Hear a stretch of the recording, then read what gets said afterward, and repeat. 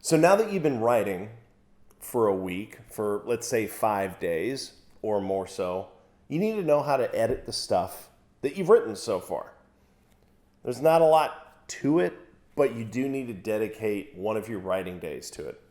So for me, it's my consolidation day, and it's also my editing day as well. When you edit your material, I don't recommend doing too much wordsmithing. And what I mean by that is don't try to calculate where every individual word needs to go. Your job when you're editing is to take the information that you wrote down over the past week, highlight anything that you find to be funny or interesting or something that you think has some sort of a premise to it, or maybe something that has a really strong point of view to it, something that you're emotionally connected with.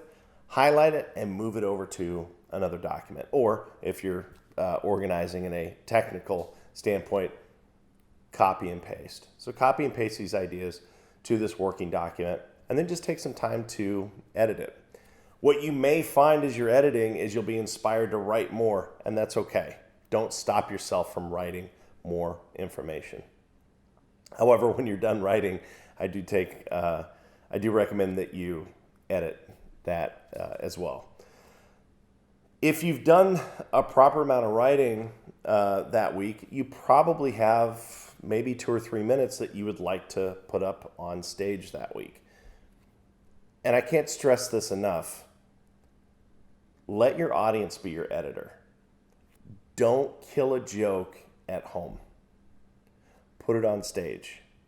I can't tell you how many jokes that I think were funny, made it up to the stage, received laughs, but received laughs because of something that I had no idea unless I tried it up on stage.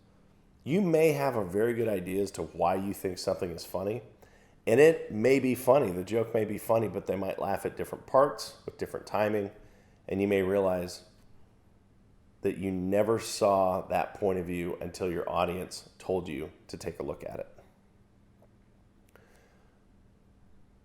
When you go up on stage, don't worry about failing. I think it's a really cliche thing right now, and especially in the business that I'm in with improv, where we love to talk about celebrating failure. However, failure is a very scary thing. Nobody wants to get up there and make an ass of themselves. Because I think sometimes you get up on stage and you think you're supposed to know better. And I'm telling you, you don't. None of us do. Nobody really knows what they're doing. I just know from experience that the more new material that I put up in front of audiences, the more stuff I have to put into my working set. Also, when it comes to editing, it shouldn't be a whole day of editing. Don't look at it that way. You should take about an hour a week.